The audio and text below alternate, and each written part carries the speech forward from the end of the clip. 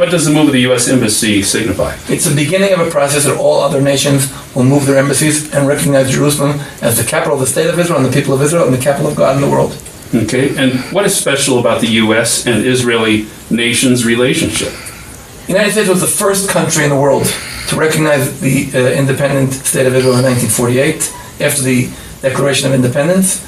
And ever since then, Israel and the United States, under all administrations, have been the closest allies because we represent the American interest here in the Middle East, and we also identify ourselves with Western values of liberalism and mainly of ethics as represented by the United States of America, and we share those values. Okay. So, did you ever think that this move of the embassy would come? I knew it eventually would come. I think it happened faster than I expected.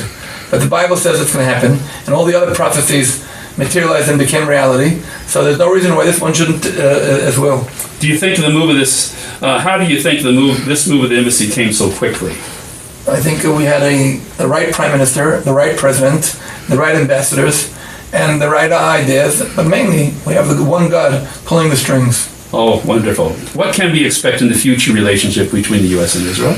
I think the relationship will become stronger and stronger. And as the United States is the strongest power today, strongest country, leading country in the world, and Israel will be part of that leading idea and trying to implement those values in the world. Okay, and lastly, what one thing would you like to tell the people of Israel or the U.S.? We're in a very historical moment where we can see the God of history being part of what's happening. And we see the policy of the President of the United States, supported by the Prime Minister of Israel.